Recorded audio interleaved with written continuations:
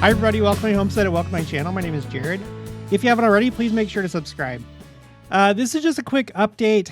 I've added some items to my spreadsheet called Timeline Second Coming that I just want to make mention of. Hopefully you're already tracking these things yourself. But it's been an interesting start to the year, and it's been a very interesting January. And so there's a few items here. Before we get into it, I've been slacking on this. We have this challenge going on called 2025 House of the Lord Temple Challenge, Gathering 5 Stakes in Heaven. This is a self-reporting thing, so don't put it in the comments. I'll put the link for this in the description box below. But the idea is that you fill this out, you go to the temple, you report how many ordinances you did, and then it gets reported to this spreadsheet right here. And this is where we're at right now. So for baptisms, 1,254. That's quite a bit, but you can do a lot of them in a short amount of time. Initiatories, 967. Endowments, 476. And sealings, 1,121. So altogether, we're trying to get to 25,000. So I guess about like 5,000 per type of ordinance. I'm doing this in conjunction with other channels like Mindy, Temples of Jesus. It was her idea to do this. So please consider doing this and let's help gather scattered Israel. Okay, so let's do this first. Let's go to this article, CNN. Icy roads pose dangerous threat in wake of massive winter storm that paralyzed Gulf Coast with record-breaking snow. I've posted about this on Instagram and Facebook, so make sure to follow me there. A major winter storm slammed the U.S. Gulf Coast Tuesday. So this was the day after the inauguration, which I think is significant. Blanketing parts of a region largely unaccustomed to extreme winter weather with record-breaking snowfall. And this is the thing that kind of stuns me. Unfortunately, there's been 11 deaths, so prayers for their family and loved ones. Here's the region that was affected. Now, on Inauguration Day here in Kansas, where I'm at, South Central Kansas, there was snow. And for my personal experience, it added to that day. We're going to talk more about that in a minute. But this is the area mostly affected by the snowfall. The darker the color, the more inches of snow. Snowfall records broken. Now, look at this. This is kind of mind-blowing. New Orleans shattered its modern all-time daily snowfall record on Tuesday, receiving 8 inches of snow, far surpassing the previous record of 2.7 inches. Yeah, that blew it out of the water. The city has recorded more snowfall this month than Anchorage, Alaska, which has seen 2 inches in January. The Big Easy typically sees measurable snow only about once per decade. So it does happen. It's not that it's never snowed there. 2.7 inches was the record, but it doesn't happen very often. And this definitely, we haven't seen this, I guess, in modern recorded history. Then we have Mobile, Alabama, 7.5 inches. The previous record was 3.6. So that one got blown out of the water.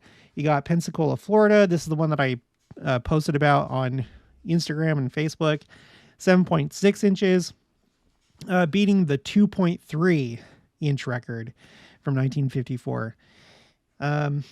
Milton, Florida, which if I remember right, I think that's near Pensacola, recorded the most snow in Florida, a preliminary total of 10 inches. So that is pretty crazy. Here's max velocity on X. Satellite imagery shows all the snow on the ground from Texas to Florida into the Carolinas. Let's make this a little bit bigger. So here's Texas over here, Louisiana. You got Mississippi, Alabama, Georgia, Florida, South Carolina, North Carolina. And you can see the snow right there. Here is a video. I'm not going to play the video. It's from AccuWeather, but you can see, this is like a resort town. You have beaches there and you have hotels and palm trees. And as of right now, snow. That is kind of crazy. Okay, we'll get into the fire in just a minute. So All right, so I've added this to my spreadsheet called Timeline Second Coming. If you're new to the channel, it's not trying to predict things in the future, but rather keep track of things that have happened, things that I think are significant and potentially signs.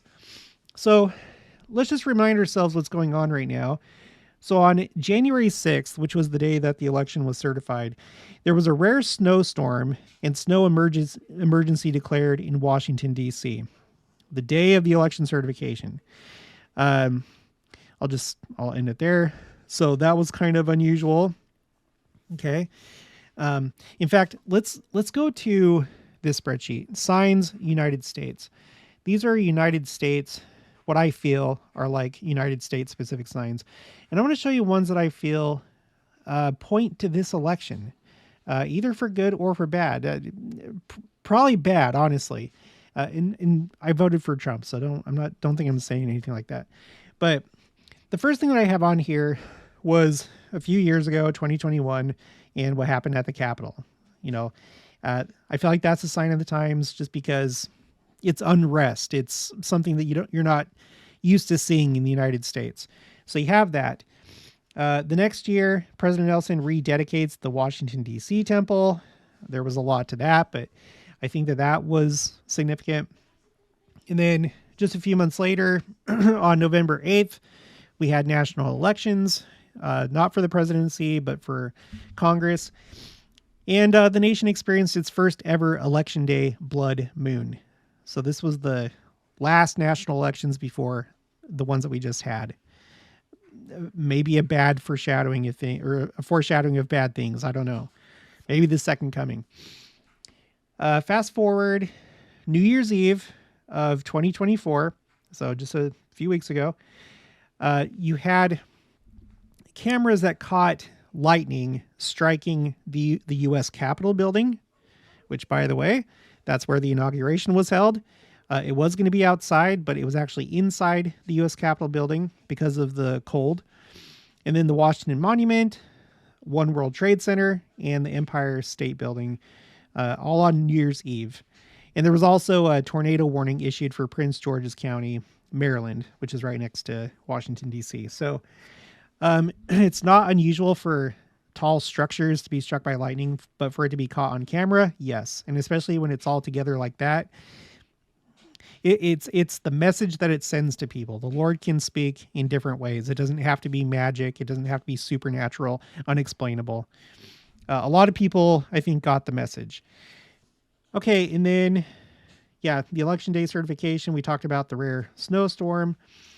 Okay, and then we got Inauguration Day, the coldest Inauguration Day in 40 years. 40 is a significant number.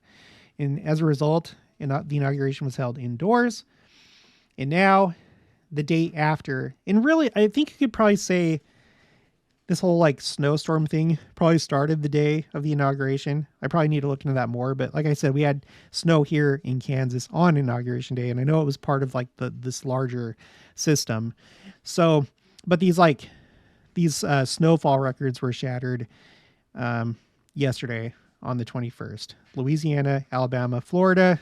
Maybe there were more places, but I don't have those at this time. Okay. So that's what we got going on. And I feel like you add all that together, it feels like there's something going on with this inauguration and by extension, this final term of Trump's presidency. So I don't know. And then on top of that, probably just 2025 in general, maybe. The other thing that we got going on, in contrast to this cold, these cold events, you have on the other side of the country, that's kind of interesting. On the opposite side of the country, you have fire. And it's not fire season in California, but you have all these fires that are happening. I think some of them are arson, maybe all of them. I guess we'll find out sometime in the future. But you have these Los Angeles area fires, starting with the Pacific Palisades neighborhood of Los Angeles, which has a large Jewish population. I already did a video about that, so go check it out. for more details. But that one started on the 7th, and that's kind of interesting. So I went over here and I added this, like when there's like an ongoing event, I illustrate that here in these columns. So I have that in column J. Los Angeles fires, they're still going. We'll look at that in just a second. And then I ended this one, the New Jersey drones, like that have been seen mostly New Jersey, but supposedly around the country, potentially even here in Kansas. I've seen some aircraft that I wasn't able to find on flight radar, like not anywhere in the surrounding counties at all. Maybe I'm misidentifying, I don't know. But it seems that this like drone thing is over from what I can tell. I don't know, but I'm ending it on the spreadsheet for right now. And in its place, you have these Los Angeles fires that have kicked up. So we got this. The news today is that there's this new Hughes fire, which has expanded pretty quickly, it seems. On Instagram, let me just go here really quick. Please follow me on Instagram and Facebook for additional content. In fact, just before recording this video, I got to pet a possum for the first time on my porch, and I've been dying to do that these 5 years that we've lived here. So I'm going to post that on Instagram in case you want to see it. But anyway, I posted on Instagram and also Facebook, I posted on Facebook about, I lost my train of thought. Oh, about the fires. So the first post that I did 5 hours ago, from the time that I'm recording this, the Hughes fire was only at 500 acres. That was like the most recent that I saw in the news. And then a few hours go by, 2 hours ago, and it's over 8,000 acres. So let's take a look at this map. This is fire.ca.gov incidents /incidents. And so the three big ones right now are the Palisades fire is still going. You have the Eaton fire, and that is still going as well. And now we have the new one today. And oh my gosh, I'm just seeing this for the first time. It is now saying where did it go?